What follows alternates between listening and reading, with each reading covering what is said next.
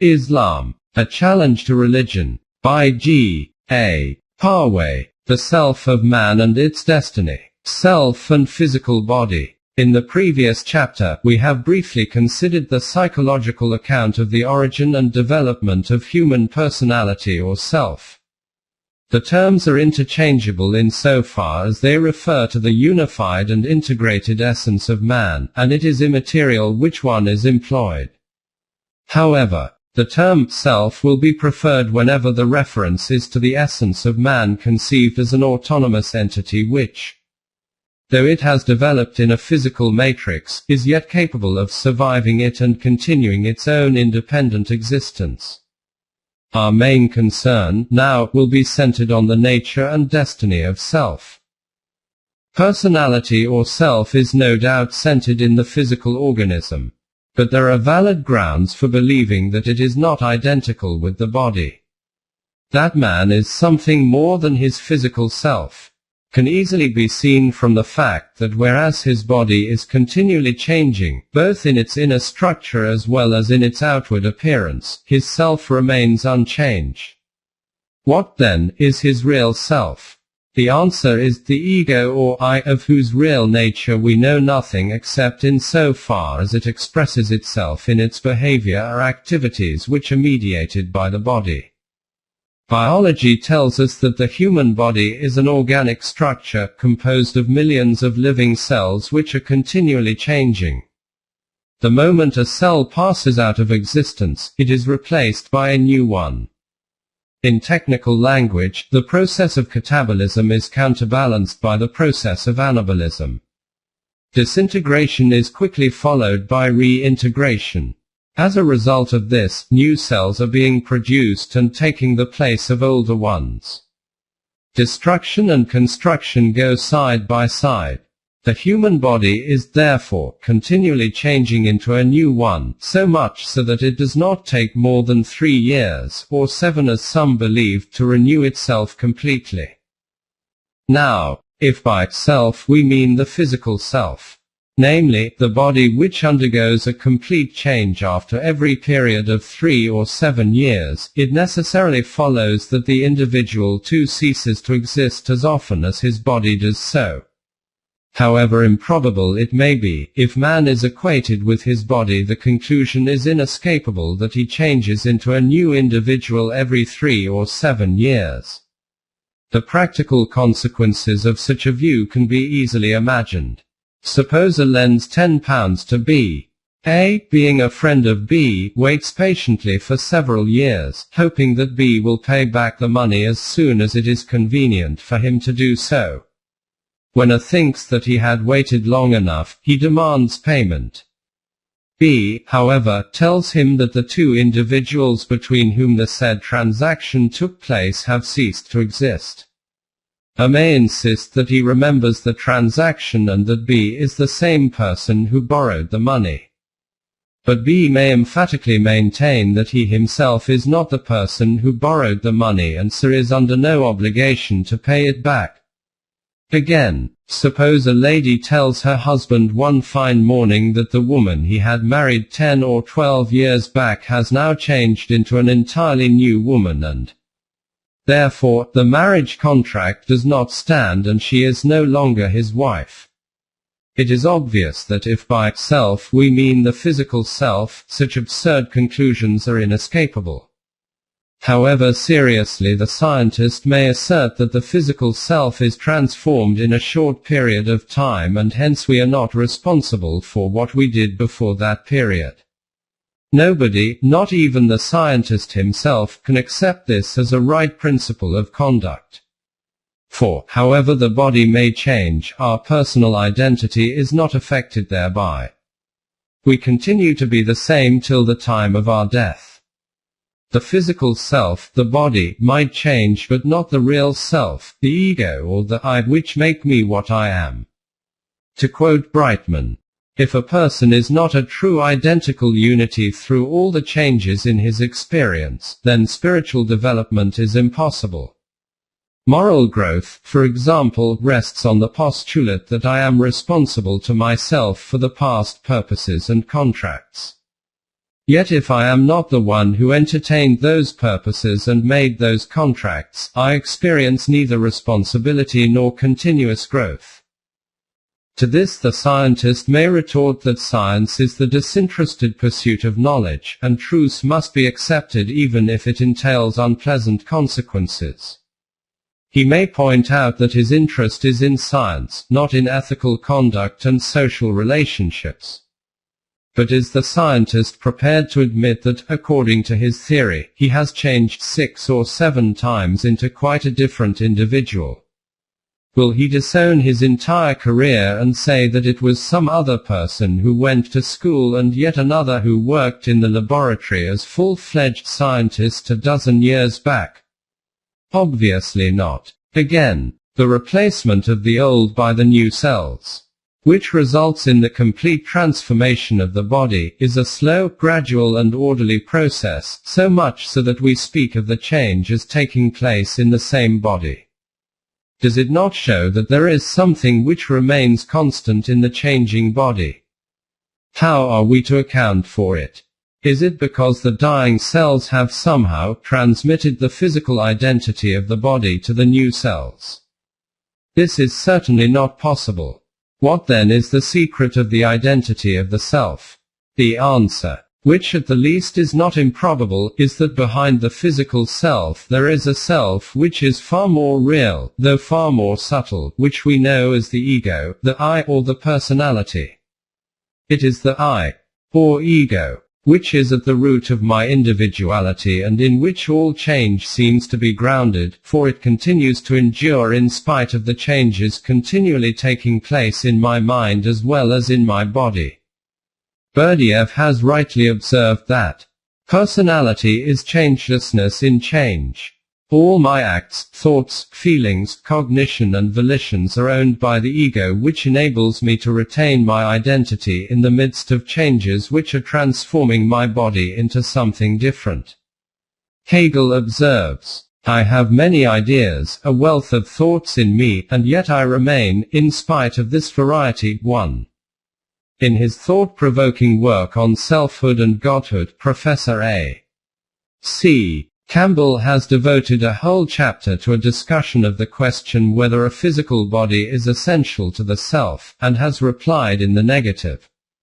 Young children, says he, experience organic sensations long before they are aware that they have a body.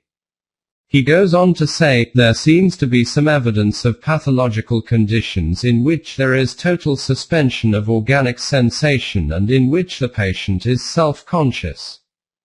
Dr. F. R. Tennant tells us that when through disease, coanesthesis is in abeyance, a patient will regard his body as a strange and inimical thing, not belonging to him.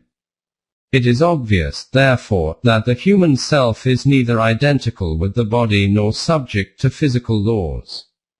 The self is independent of the body and remains unchanged throughout the life of the individual. It is the I, the ego or my real self, therefore, which makes me take on myself the responsibility of whatever I think, feel or act. As the acts were willed by me, I cannot escape from their consequences, whatever their nature, good or bad. Without personal identity, as Bradley said, responsibility is sheer nonsense. Single quote. 2. Self and memory. It may be contended, however, that our identity does not depend on the ego, which is only the sum total of our states of consciousness. It is memory which, by linking our experiences to each other, serves as the basis of our self-identity. If memory is taken away, we would lose our sense of identity. The inadequacy of this view can easily be demonstrated. It is true that the self cannot be conceived as existing outside the course of mental phenomena, as the body cannot be said to be something other than the organs of which it is composed. But just as the living body is something more than the sum of its parts, so the self is more than the mental acts taken together. Both the mind and body are wholes and must be regarded as such. To analyze them into parts, as if the parts were real and not the wholes, is to miss their real nature. The self, as a whole, possesses a reality of its own. It is the I, or the self, which wills, thinks and feels. It expresses itself in various ways. To affirm the self is to affirm its identity. The point may be easily elucidated. Suppose a man whose hand has been paralyzed wants to seize something. He wills to catch it, but his hand remains inert. It is obvious that the hand could not have been the willing agent, as willing occurs even when the hand has been incapacitated. The willing agent remains, although the instrument it usually employed is no longer of any use. Again, the self recalls its past by means of the brain tissues, which retain traces of past experiences. If the brain is seriously injured, the self has lost an instrument which was essential for recalling the past. If our radio set is out of order, we cannot listen to the day's broadcast program, but we do not believe that the broadcasting has been stopped. Again, suppose I am looking at my image in a mirror. If by chance the mirror is shattered, the image too disappears. However, the person who was reflected in the mirror does not disappear. The medium was destroyed, but not that which is mediated. The brain is such a medium on which the self impresses its states. The brain does not secrete memory, as some physiologists seem to believe. It is the self which has the power to recall the past, though for this it needs the brain. Bergson's observations on this point deserve careful consideration. He says, "We understand then why a remembrance cannot be the result of a state of the brain. The state of the brain continues the remembrance, it gives it a hold on the present by the materiality which it confers on it, but pure memory is a spiritual manifestation. With memory we are in very truth in the domain of spirit." Dr. Galloway, in the course of an interesting discussion of the problem of immortality, has attempted to answer the question, is memory a function of the brain? As his view has a direct bearing on the question we are considering, it is quoted in full.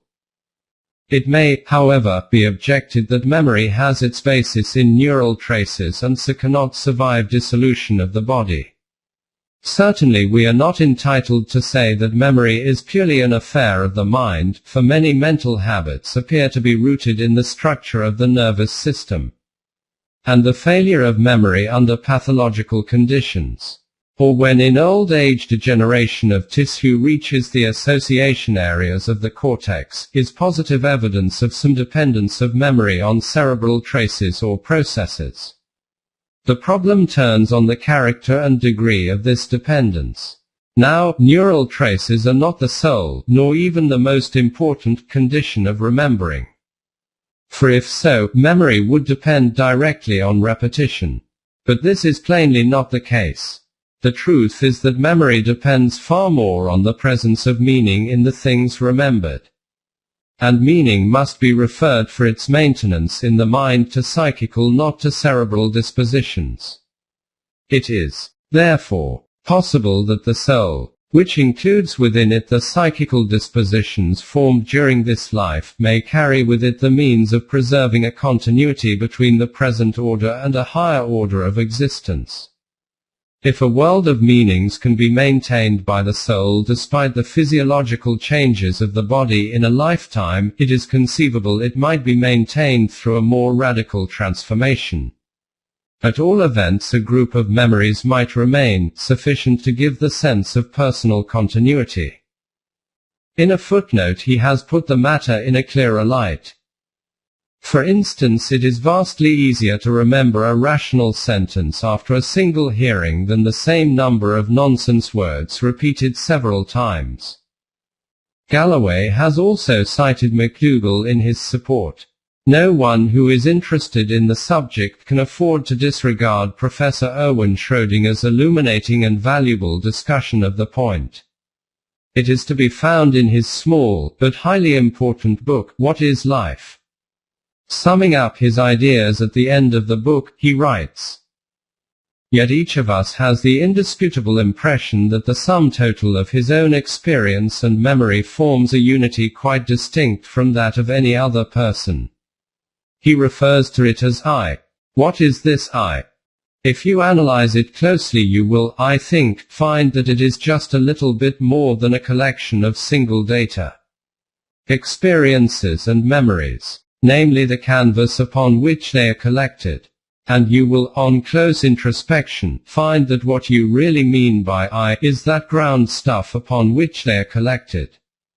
You may come to a distant country, lose sight of all your friends, may all but forget them. You acquire new friends, you share life with them as intensely as you ever did with your old ones. Less and less important will become the fact that, while living your new life, you still recollect the old one. The youth that was I. You may come to speak of him in the third person, indeed the protagonist of the novel you are reading is probably nearer to your heart, certainly more intensely alive and better known to you. Yet there has been no intermediate break, no death. And even if a skilled hypnotist succeeded in blotting out entirely all your earlier reminiscences, you would not find that he had killed you. In no case is there a loss of personal existence to deplore. Nor will there ever be. It seems highly probable, therefore, that bodily changes cannot radically alter the self. It continues to enjoy even after the limbs have been amputated, nay, it should remain even after the death of whole body. Such, in short, is the I or ego. Changelessness in change, which itself is the source of its identity. 3. Survival of the self. The facts cited in the foregoing pages support the view that the ego or the real self remains unaltered by any changes in the condition of the body, and that it retains its form even after the worst physical injuries. If so, is it not highly probable that the self can withstand even the shock of death? The self's immense capacity for development would be purposeless if it comes to an abrupt end after a brief span of life. It would be logical to believe that the self continues to exist and develop after death, and empirical evidence, though not conclusive, tends to support the view. At least this would be true for the individual who has not neglected the opportunities for development which this life offers. A self which has been sufficiently strengthened in life will be fit to enter on higher planes of existence. Islam holds the individual responsible for equipping himself for a higher life after death. He can do so by realizing the powers that are latent in him. Of course, Islam insists that this can properly be done only in a social environment. In short, it is the duty of society to provide opportunities of self-development to its members, and it is their duty severally to turn such opportunities to the full account. To the fully developed personality, death opens out a vista of further development. The following excerpt from Ouspensky's book will serve to clarify this point. Ouspensky has cited Gurdjieff in support of his view. If a man is changing every minute, if there is nothing in him that can withstand external influences, it means that there is nothing in him that can withstand death. But if he becomes independent of external influences, if there appears in him something that can live by itself, this something may not die. In ordinary circumstances we die every moment. External influences change and we change with them, i.e., many of our is die. If a man develops in himself a permanent I that can survive a change in external conditions, it can survive the death of the physical body. Professor Campbell, quoted below, writes to the same effect. There can be no ground for asserting that our self expresses all that it is, in the different forms of self-manifestation disclosed by human experience. The self as an ontological entity, as a spiritual substance, may be, for all we can say to the contrary, a being of far richer potency than is, or even can be, revealed under the conditions of human life, in the guise, that is to say, of the empirical self. He goes on to say, I refer to the mind's power of retaining within it, in some form, its past experiences, and utilizing them, on receipt of appropriate stimuli, in the course of its future experience.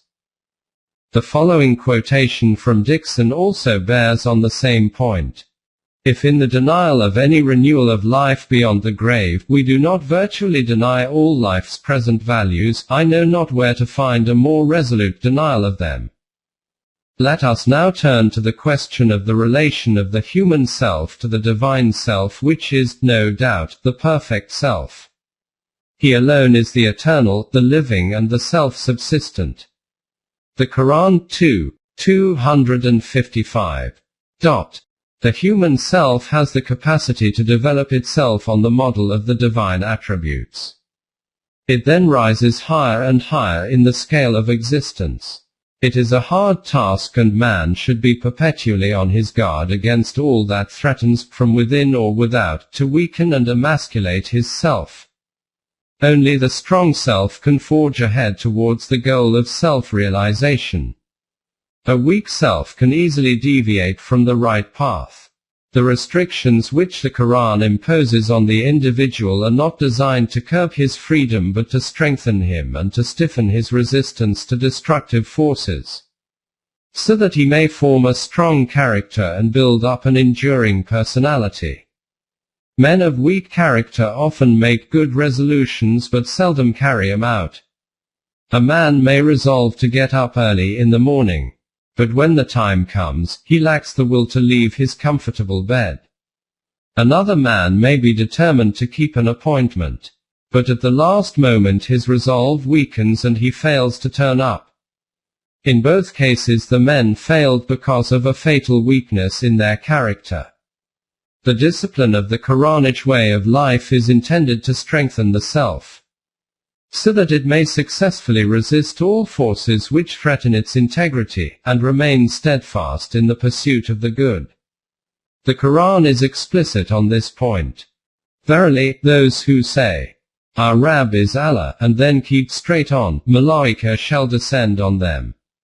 41:30. Discipline hardens the ego. Rebuffs and disappointment call forth the best in it. Obstacles spur it on to more vigorous efforts. Such strong personalities can never suffer dissolution. Iqbal has expressed the idea in felicitous language. Life is like unto a shell, and the self is the pearl drop. Concretion. Therein. What is the shell worth if it cannot transform the pearl drop into a pearl?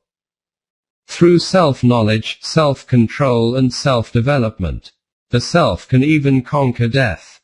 Opening parenthesis. Darb-e-Kalam, page 25. A weak and undeveloped personality, on the other hand, succumbs to the slightest shock. It is in constant danger of disintegration. A personality, hardened through self-discipline and sustained by a steadfast purpose, remains identical with itself through the vicissitudes of life and emerges refulgent from the shadows of death. Some of the divine attributes, mentioned in the Quran, are such as can belong only to God. No finite being can acquire them. For example, the Quran says of God that He is the first and the last. 57:3. Others, such as knowledge, wisdom, power, etc., can be shared by man, though only to some extent, i.e. within human limits. The description of these is at the same time description of the ideal self. Verily, we have sent down to you a book which mentions your own eminence. 21:10. Some of these attributes, which are within the reach of man, are fundamental, while others may be said to be of a contingent character. The short chapter of the Quran entitled Ikhlas presents them in a compendious form. We should bear in mind that these attributes appertain to God as the absolute self, but by virtue of possessing a self, man too can acquire them within human limits. A close study of the 4 verses will be found to be highly rewarding. Let us take the first verse. Say that He, God, is one. 112. 1. The word one, ahad, is exceptionally rich in meaning. It connotes unity, uniqueness and wholeness. It implies self-identity, self-consistency and integrity. Nothing from outside can secure a lodgment in it. Its unity is not paralleled anywhere in the universe. Of course, only a strong personality possesses unity of this kind. A weak personality, with its ever-changing attitudes, cannot lay claim to such oneness. Through development, the unity of the self is strengthened. It is in the direction of development that all changes take place, but they do not in any way affect its essential nature. In its essence it knows no change. As the Quran says, all that dwells upon the earth is undergoing change, yet still endures the countenance of thy Rabb, majestic, splendid. 55. 26-27. A man of strong character never deviates from the path he has chosen to follow, and a strong character goes with a strong personality. As Berdiev says, a strong personality is an expressed character. Such a personality really is what it appears to be, for it is self-consistent. As Professor Whitehead remarks, truth is the conformation of appearance to reality. Because the self enjoys real and not illusory freedom, it is responsible for all that it does, feels or thinks. It has to bear the consequences of its acts and it has to carry its own burden. The Quran is clear on this point. For every self is that which it has earned, and against it only that which it has worked. 286. Again, no self will in aught avail another, nor will intercession be accepted from it, nor any counterpoise be taken, neither shall they be helped. 248. This, in brief, is the law of requital. If a man achieves success, it is not because luck favored him, but because he had acted in the right way. If he fails, he cannot put the blame for it on fate, for failure is the direct result of his own wrongdoing. Reverting to the Quranic chapter Ikhlas, the first verse, as has been shown, emphasizes the attributes of ahadiyya or oneness. The second verse refers to the divine attribute of samadiyya or self-dependence. The term connotes independence, self-reliance and self-sufficiency. Samad is the being which depends only on its own self and on nothing else, a being which is eternally enduring and absolutely free. God possesses this attribute in the highest degree, but man, with a self of his own, can also acquire it in some measure. He can exercise free choice and can become independent of external circumstances. Do what ye will, says the Quran. 41:40. Again, whosoever will, let him believe, and whosoever let him reject. 18:29. In the entire creation, man alone enjoys real freedom. Freedom is the indispensable condition of moral life. Morality is irrelevant to a being whose actions are completely determined by forces outside itself. Man is capable of taking the initiative. He can freely choose any one of two or more alternative courses of action. He can bend his efforts to the attainment of any goal on which he has set his heart. For these reasons, he responds to the call of duty and engages in moral endeavor. Of course, man does not enjoy God-like freedom. His freedom is subjected to various stresses and limitations. Nevertheless, he is free in the sense that his actions are self-determined, that they flow from his rational nature. This is the true interpretation of the freedom man enjoys. Man is responsible for his actions because they reflect his basic motivational pattern and reveal his essential characteristic. Hence he is the subject of moral judgment. The verse, "There is no compulsion in Deen," 256, bears witness to the immense importance that the Quran attaches to human freedom. This view of freedom has been admirably expressed by Iqbal. Thus, the element of guidance and directive control in the ego's activity clearly shows that the ego is a free personal causality. He shares in the life and freedom of the ultimate ego who, by permitting the emergence of a finite ego capable of private initiative, has limited this freedom of his own free will.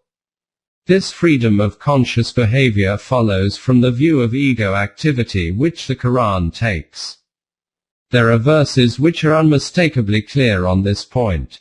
And say, the truth is from your Lord. Let him then, who wilt believe. And let him who wilt be an unbeliever. 18:29. If ye do well to your own behalf will ye do well. And if ye do evil against yourselves will ye do it. 17:7. Of course, God alone is absolutely free. But God, exercising his free will, has granted man, the finite self, a measure of freedom.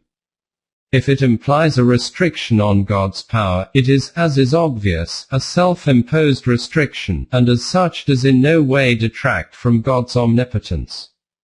As a verse in the Quran puts it, God has prescribed for himself Rahmah, i.e., the responsibility of his creatures' development and growth.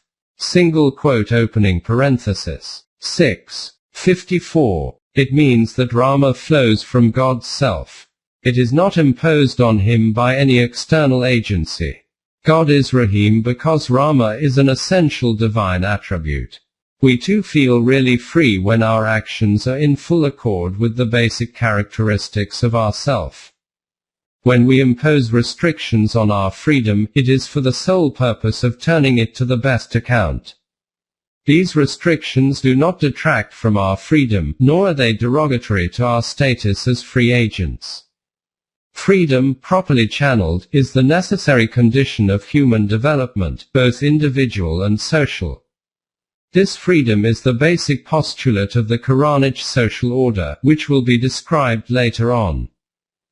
The third verse, he begetteth not nor was he begotten, refers to another important divine attribute.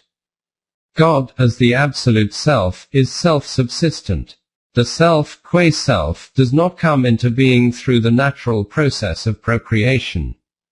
Man, of course, is a living organism and, as such, like other animals, is begotten by his parents and, in his turn, begets children. But this is true only as far as his body is concerned. The body, whether human or animal, is a part of the parent body which, having separated itself, develops into a new organism. From the biological point of view, man is on the same level as the animals. His body is subject to natural laws, and the natural processes of growth, decay, procreation and regeneration occur in it. Man's self, however, exists and functions on a higher plane. It is not subject to natural laws and is untouched by natural division. It is an indivisible unity and can suffer no processes. It is not a part of the parent self, nor can it donate a part of itself to the offspring. It obeys its own inner laws and develops on its own lines. Its activity is creative but not procreative. It creates new qualities and powers which, however, enrich and expand its own nature. Procreation is a bodily function, and creation is the function of the self.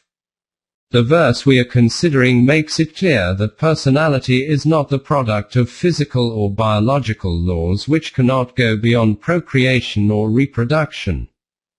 The fourth and last verse, there is none comparable to him, refers to another divine attribute which man owning a self, can also share.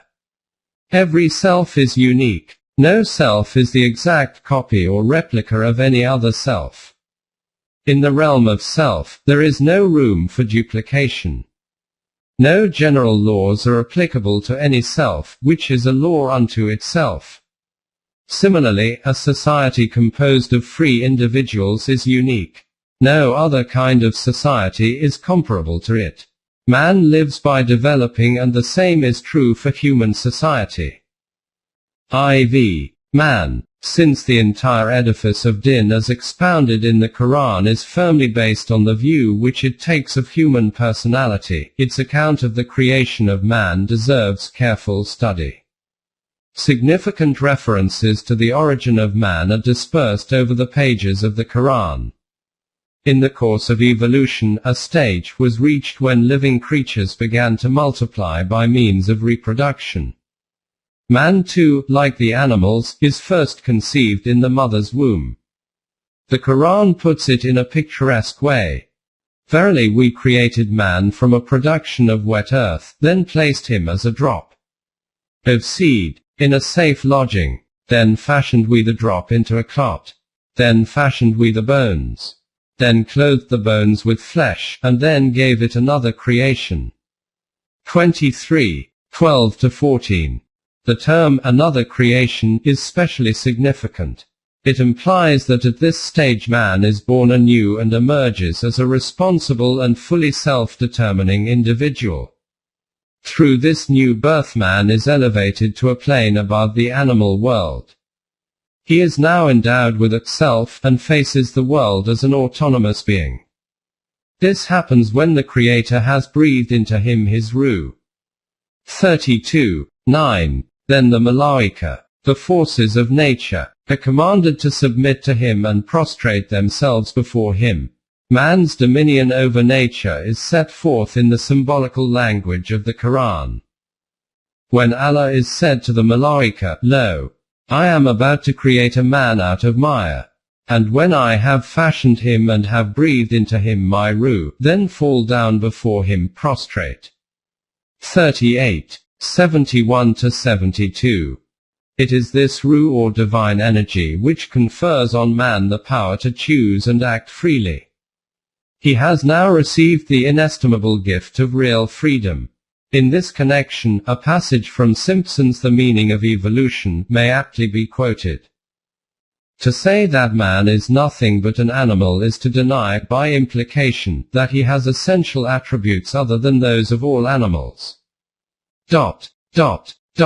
It is important to realize that the essence of his unique nature lies precisely in those characteristics that are not shared with any other animal. His place in nature and its supreme significance to man are not defined by his animality but his humanity. Man has certain basic diagnostic features which set him off most sharply from any other animal and which have involved other developments not only increasing this sharp distinction but also making it an absolute difference in kind and not only a relative difference of degree. What then is ruh? The answer is that it is neither intellect, nor psyche, nor spirit, nor soul. It is the human self or personality, an entity unique in the world. The point, being important, must be elucidated further. Let us take intellect first. Intellect is a faculty of the mind, termed qalb or fuad in the Quran. We know it through its manifestations. Fikr, thought, shu'ur, consciousness, tadabbur, deliberation, and ta'aqqul, intellection. To some extent, animals too possess it. The animal is conscious but man is self-conscious. Self-awareness distinguishes man from other living beings. Besides, human intelligence is far superior to the animal intelligence in its range and capacity. Intellect is the chief instrument for acquiring knowledge.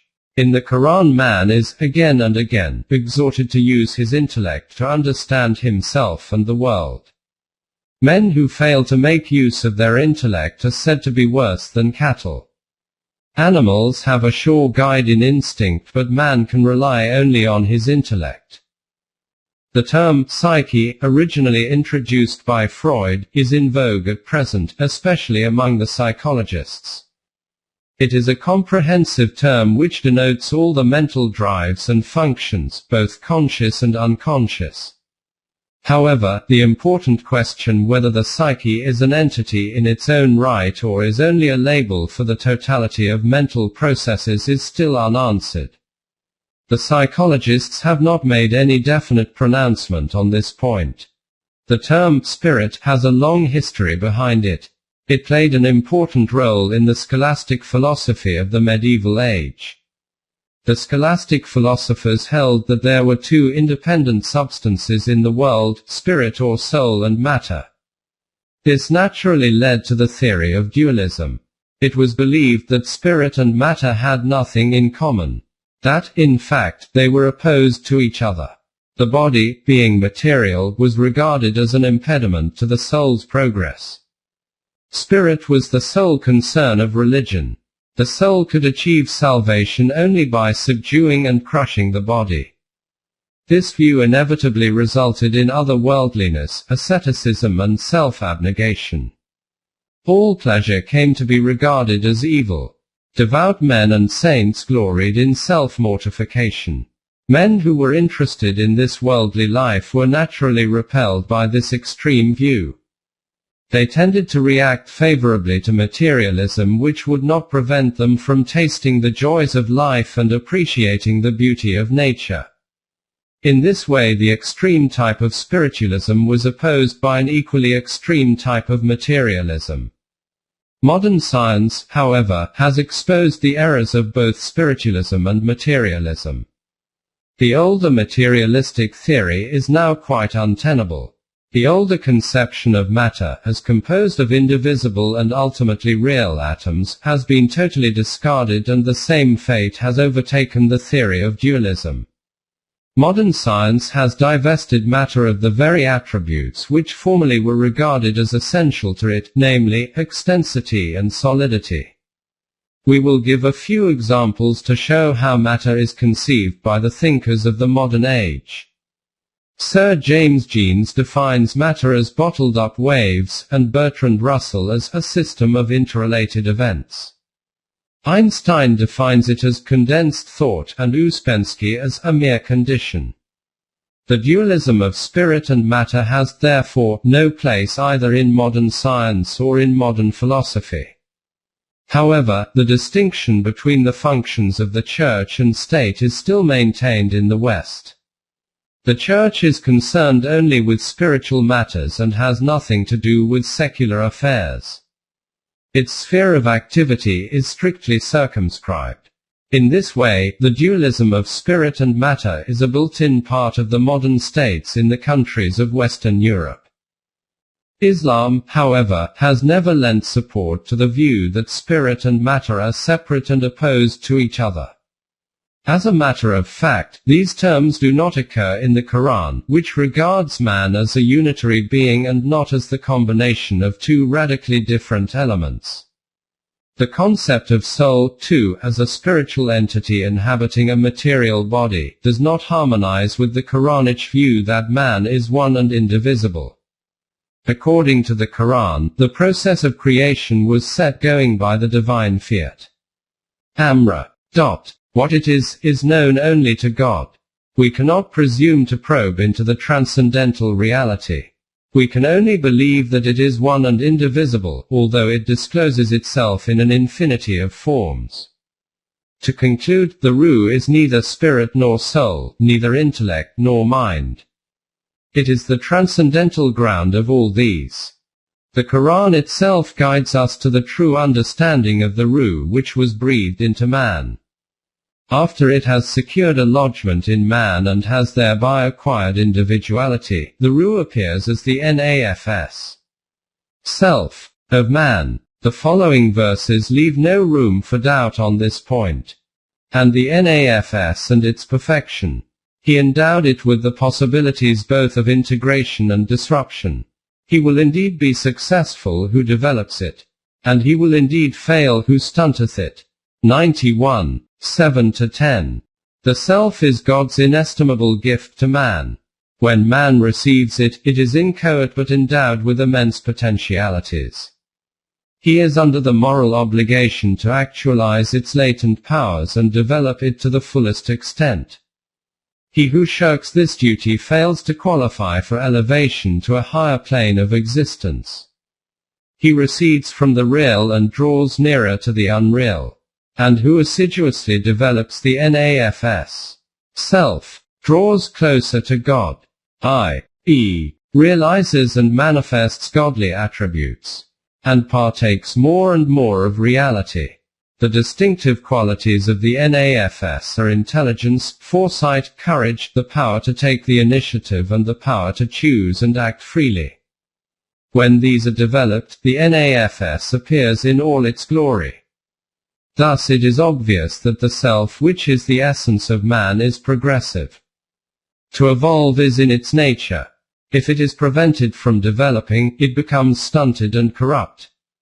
Its powers atrophy and it gravitates to a lower level. It may be pointed out here that the term nafs is used in its original Quranic sense. In common parlance it has acquired associations and nuances of meaning which are irrelevant to our purpose. It is necessary to restore its original meaning to the word and use it as equivalent to self. We must bear in mind that the Ruh is not part of God. It is not in God's nature to have parts.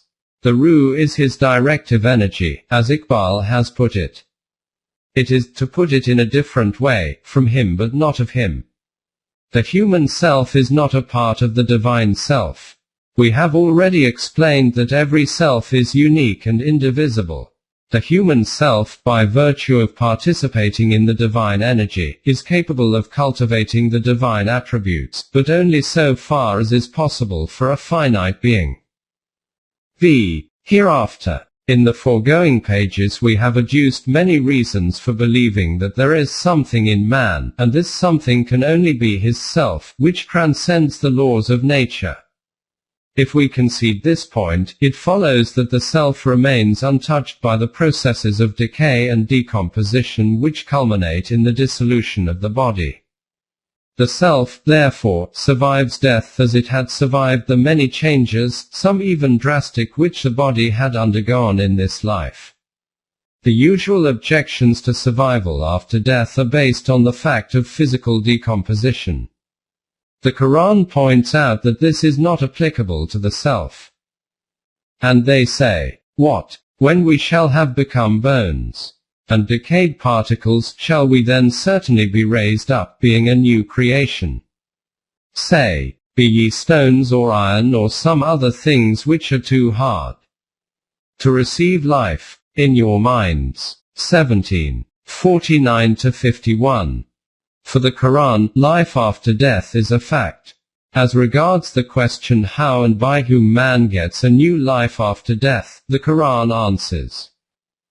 They will say, "Who shall bring us back?" Say, "He who brought you into existence the first time." 17:51. The point is that if the second life appears strange, so should be the first. Life is a mystery and, since it once emerged from not being into being, it may conceivably do so again. If God has the power to create, he certainly has the power to recreate as well. The Quran uses the terms first make and second make in connection with this life and the life after death. The body enables the self to participate in the spatio-temporal system, but is not essential to it.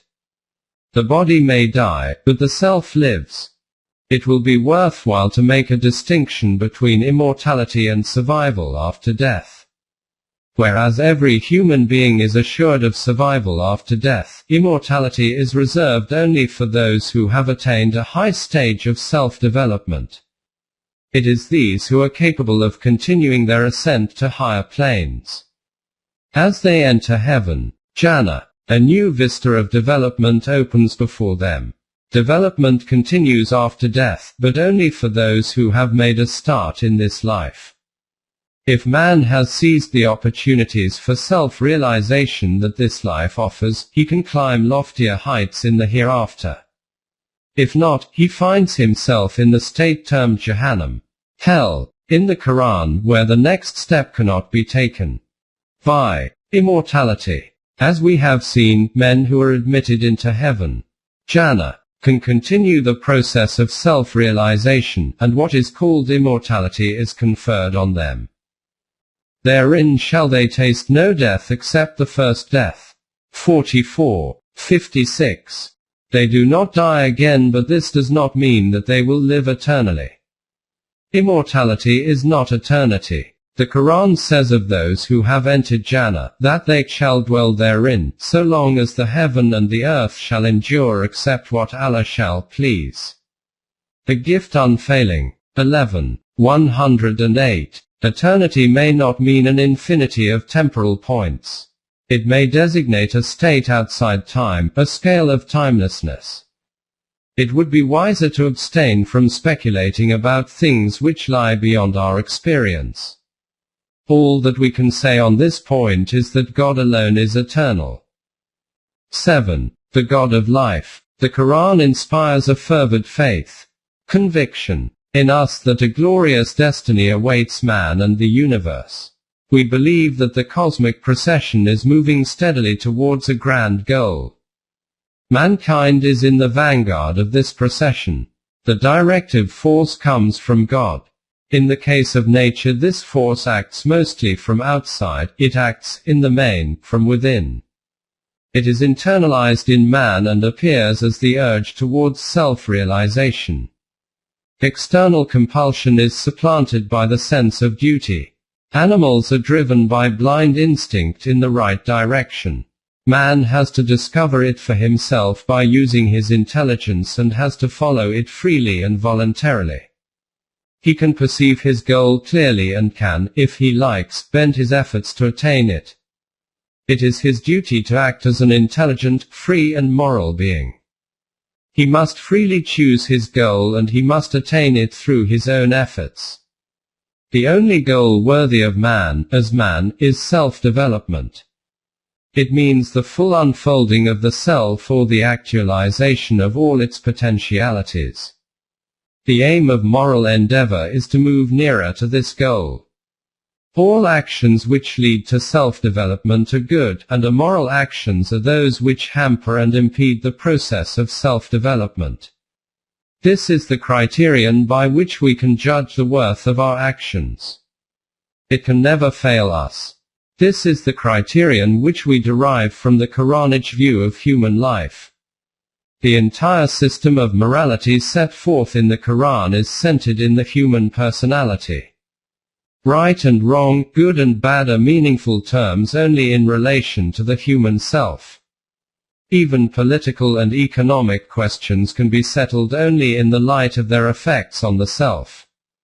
By freedom we mean the individual's freedom to develop his personality. And subjection implies his inability to do so, for a man may be a member of a politically free society, but he is not free if he has no scope for self-development and self-expression. There is a significant difference, however, between the way the physical body develops and the manner of self-development. The body grows by receiving substances from outside and incorporating them. In short, by taking. The self, on the other hand, grows by giving of its own abundance to others. The self grows stronger by sharing its knowledge, wisdom and other possessions with others. It is cramped when it keeps its riches to itself. Thus the most rewarding activity in which it can engage is that of giving. Generosity enriches it and niggardliness impoverishes it. We must never lose sight of this truth. The Quran leaves no doubt on this point. He who gives his wealth so that his self may develop. 92:18. Let us see how this principle can be applied in the economic sphere. Even in the most advanced countries of the West, the national wealth is not distributed fairly.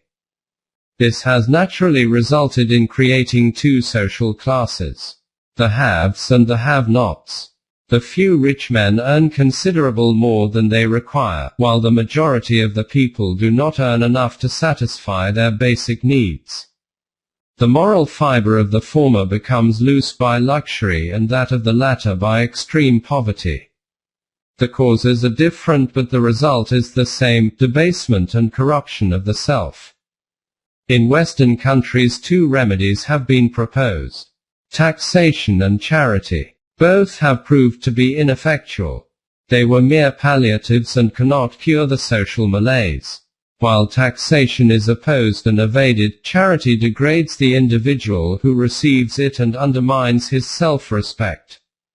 In Eastern Europe it is believed that communism can cure the evil.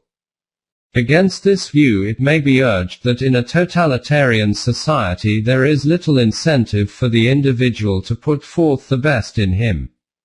Initiative and the spirit of enterprise are at a discount in such a society. Besides this, in a collectivized regimented society the individual's freedom is curbed and hedged round to such an extent that he ceases to be a free autonomous being.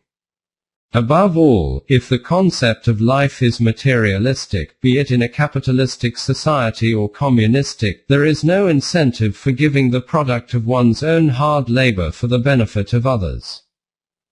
For Islam, the locus of value is the individual self and not society. Self-development of individual man is of supreme importance. Everything else must be subordinated to this end. The Quran aims at the production of free and good men, and such men spontaneously and of their own accord will share their possessions with their fellow beings. A society composed of such men will be free from the evils of luxury in one class and poverty in the other.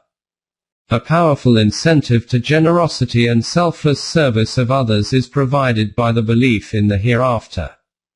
The man who believes in the hereafter will naturally attach far greater importance to the values that he can carry over to a higher plane than to the material goods which he will have to leave behind when he dies. Goethe has expressed the idea beautifully thus: that man is dead even in this life who has no belief in another.